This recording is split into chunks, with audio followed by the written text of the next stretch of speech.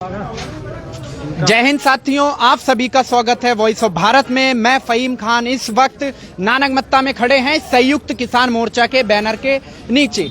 दोस्तों, पूरी रात जो हुआ है वो हम आपको बताने जा रहे हैं, क्योंकि कल की रात मैं कहूंगा कि किसानों के लिए एक बहुत बड़ी रात थी।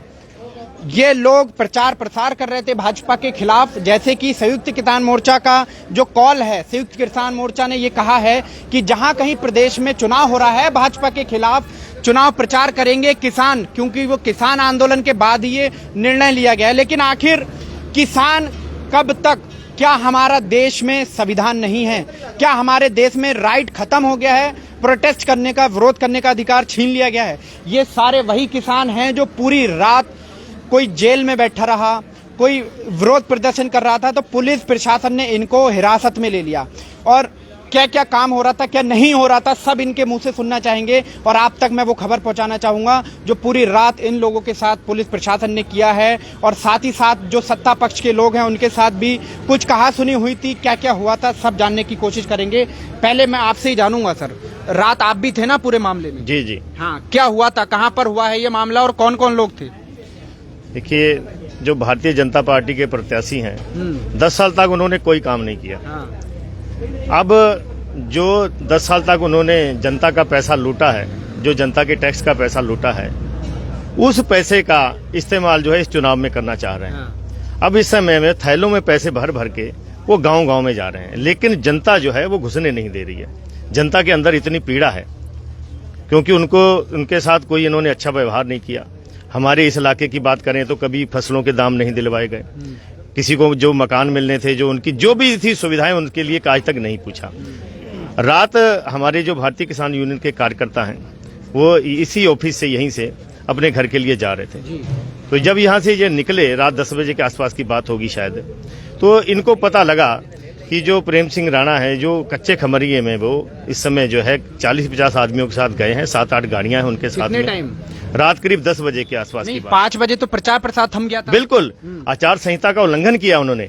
तो जब यहाँ से ये निकले हैं, इनको पता लगा, तो जब ये जा रहे थे कच्चे खमरिया की तरफ के, इनको पता लगा कि जो है, और एक चाल और भी पता लगा है, अभी मुझे पता लगा है कि ये किसान बनकर जो है अब घरों में जा रहे हैं, क्योंकि इनको घुसने नहीं दिया जा रहा है बीजेपी के कार्यकर्ताओं को। अब ये किसान बनकर ये हमारे जो है हमारे हरे वाले पन्ने स्वरूपे हैं वो डालकर, ऐसा पता लगा है। तो इनके अंदर बहुत आक्रोश था कि ऐसा हो रहा है। तो जब ये जा रहे थे तो रास्ते आगे से वो लोग आ रहे थे 8-10 गाड़ियों से, उन्होंने इनको रोका। जब वहां पर प्रत्याशी भी उतरे, हमारे कुलदीप सिंह जी थे, इनके साथ में भी कुछ 4-5 लोग थे, तो इनसे जब बात हुई तो इन्होंने पूछा कि आप लोग जो है ऐसा क्यों कर रहे हैं, हमारी जो किसान यूनियन है आप उसको बदनाम क्यों कर रहे हैं, आप घरों घरों में जाके हमारे किसानों को गुमराह क्यों कर रहे हैं, पैसा क्यों बांट रहे हैं आप लोग। तो उसी पे जो है इनको धमकाया गया, इनको धमकियां दी गई और इनके ऊपर जो है FIR करवाने की बात गई। बहुत सारा जो है अब शब्द इनके साथ कहे गए। तो ये जो है एक अन्याय हो रहा है जनता के साथ, क्योंकि चुनाव जो है निष्पक्ष होना चाहिए और उसको जो उसकी ये उल्लंघना कर रहे हैं। चुनाव जो आचार संहिता है उसकी लगातार ये उल्लंघना कर रहे हैं। 5 बजे के बाद जो है प्रचार नहीं होना चाहिए। अगर प्रत्याशी जाता है तो 5 आदमियों से ज्यादा लेके नहीं जा सकता। नहीं, जब वहाँ प्रेम सिंह राणा मौजूद थे, आप लोगों ने देखा, उन्हें रोका, तो पुलिस प्रशासन को तो आपने अवगत करवाया ही होगा। पुलिस प्रशासन को अवगत कराया गया। पुलिस प्रशासन को जो है हमारे ही द्वारा जो है बुलाया गया। पुलिस प्रशासन वहां पर पहुंचा। पुलिस प्रशासन ने इस प्रत्याशी के ऊपर जो बीजेपी का था, इससे कोई पूछताछ नहीं करी, इनकी कोई गाड़ियों की चेकिंग नहीं करी और हमारे जो किसान थे उनको गाड़ियों में बैठाकर जबरदस्ती जो थाने ले आया गया। तो ये बहुत बड़ा अत्याचार किया जा रहा है हमारे साथ। जो है आचार संहिता का उल्लंघन उन्होंने किया, उनके साथ उनके ऊपर कार्रवाई होनी चाहिए थी, ना कि हमारे किसानों के ऊपर कार्रवाई होनी चाहिए थी। और वो विधायक 10 साल रहे तो जनता के साथ उनका प्रेम भाव होना चाहिए था। रात उन्होंने FIR भी दी है, SC/ST एक्ट लगाने की बात कही है। आप तो कह रहे हो कि हमने किसी को कोई गाली नहीं दी। नहीं, हमने गाली थोड़ी दी है। लेकिन अब वो उनके अंदर गरूर है, झूठ बोलना चाहते हैं। बीजेपी का काम ही झूठ बोलना है।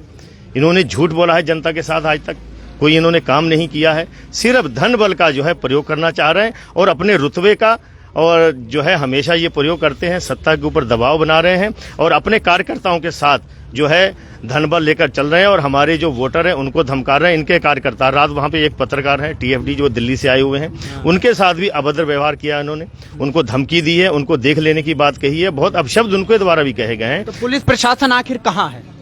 पुलिस प्रशासन जो है, जो उनका काम है वो नहीं कर रहा है। उनको चाहिए था कि तुरंत उनकी गाड़ियों की चेकिंग करते, पूछताछ उनसे करते, लेकिन ऐसा कुछ भी नहीं हुआ।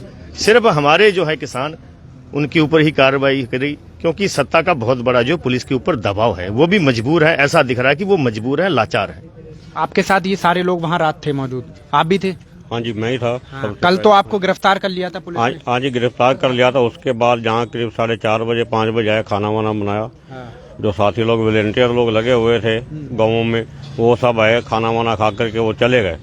तो मैं जहाँ रुक गया, जब बर्तन भांडे साफ करने, अंदर रखने काम काफी सारा, तो रात करीब 9 बजे के आसपास मेरे पास फोन आया। जो वॉलंटियर लोग लगे हुए थे वहाँ गाँवों में, और जो साथी जहाँ से ट्रैक्टर वगैरह घोड़ा गाड़ी हमारा वापस लेके जा रहे थे, उनका फोन आया कि भाई ऐसी ऐसी बात है, जहाँ विधायक जी आए हुए पैसे बांट रहे। तो थोड़ा मैं भी नाराज हुआ, आप अपने स्तर से देखो।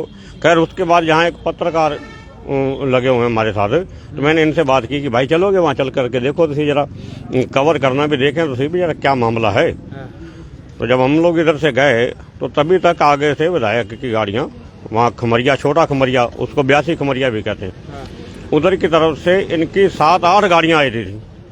आ रही तो आमना सामना हुआ, वहाँ रुक गए, उतरे, बातचीत हुई। तो उसमें वो वीडियो क्लिप भी बनी होगी, बना रहे थे बालक, वीडियो बना रहे थे, मोबाइल छीन लिए। किसने मोबाइल छीना? प्रशासन ने छीना। पहले उन्होंने बड़ी अभद्र भाषा बोली, जो हमारे गांव के वालों ने? नहीं, बाद में मोबाइल तो खैर पुलिस वालों ने छीना। जो इनके साथ थे विधायक जी के साथ, उन्होंने बड़ी अभद्र भाषा बोली किसानों के लिए, हमारे लिए भी बहरूपी हैं। गालियां दे रहे थे? हाँ, गालियां भी दी हैं। सीधी गाली तो खैर नहीं दी है, लेकिन कटाक्ष और गाली 2-4 सीधी गाली भी दी हैं। ये फलाने हैं, वैसे हैं, देख लेंगे, बाद में देख लेंगे, जैसा कर लेंगे वैसा कर लेंगे। कुल मिला के उनको गुरूर। तभी तक मैंने फोन लगाया एसओ साहब के लिए, तो इधर से गई इनकी टीम गई, 3-4 गाड़ियां गई। जिस रास्ते से जाना था उधर से नहीं गए, और दूसरे रास्ते से आए, जिधर से उल्टा आते हैं खमरिया गांव की तरफ से घूम करके आए। आते ही बुलाया तो मैंने था, जिस समय मैं फोन कर रहा था इधर थाने में पुलिस को अवगत करा रहा था, तभी बीच में उसमें शायद हो सकता है किसी भाई के पास वीडियो भी बनी हो, क्लिप हो, तो उसमें वो खुद बोल रहे हैं, विधायक साहब बोल रहे हैं कि अरे तू क्या बुलाएगा, मैं ही बुला देता हूँ, अपनी टीम भी और पुलिस टीम भी मैं ही बुला देता हूँ। हाँ जी, प्रेम सिंह राणा जी कह रहे थे। तो इनके काफी साथी आ गए, हम तो 4-5 जने थे, हम ज्यादा लोग थे ही नहीं। खैर मैंने भी फोन किया, अभी ये लोग बहुत बढ़ रहे हैं, ज्यादा संख्या में आ रहे हैं, जब हमें कुचल देंगे, मार देंगे, तब आओगे।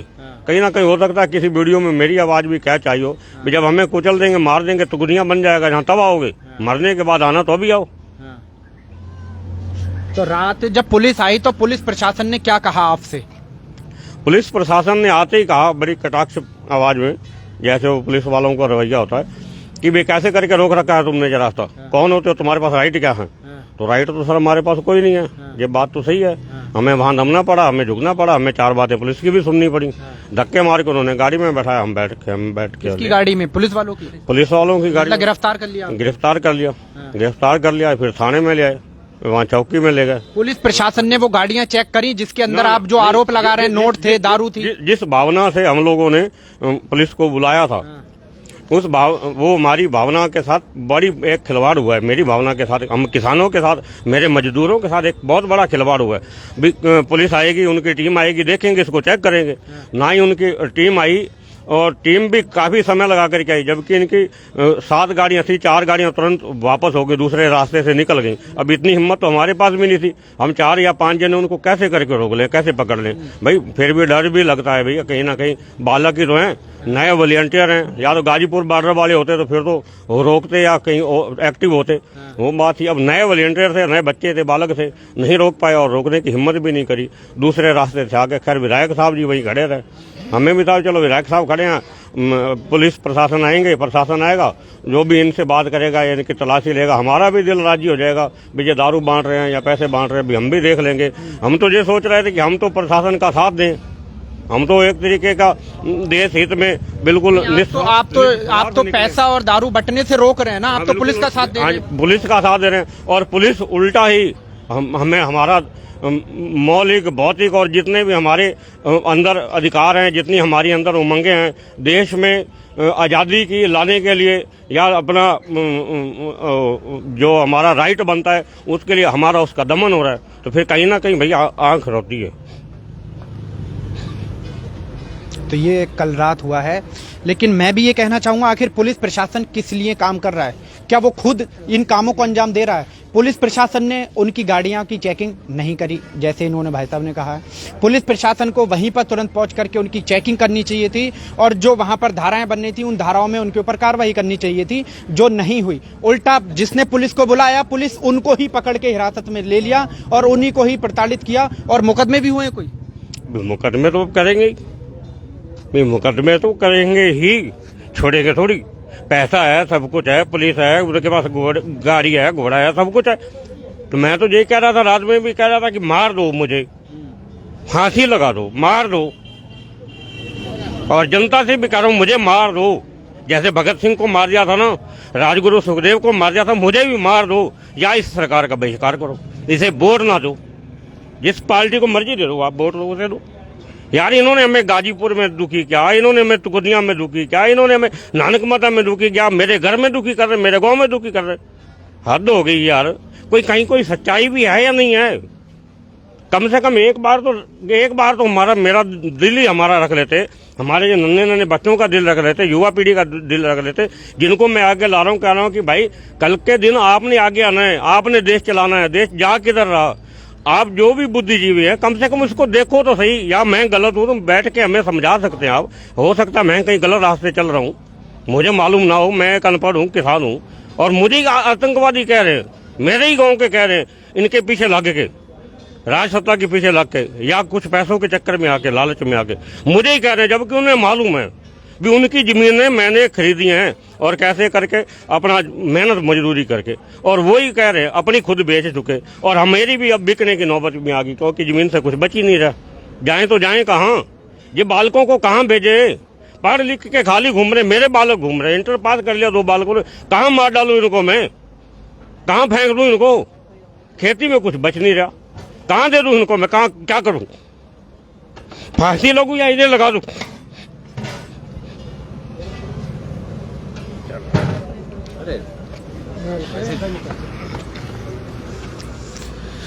आपके ऊपर आरोप है कि आप कांग्रेस के लिए वोट मांग रहे हैं। ये तो कोई भी आरोप लगा सकते हैं, क्योंकि इनका काम है आरोप लगाना। तो हमारे जो किसान मोर्चा है, ये किसी के लिए वोट नहीं मांग रहा, ये सिर्फ जो है बीजेपी का विरोध कर रहा है। किसान को जाके समझा रहा है कि बीजेपी को वोट करना है, और ये ऐसा भी हमारा जो है कोई संकल्प नहीं है।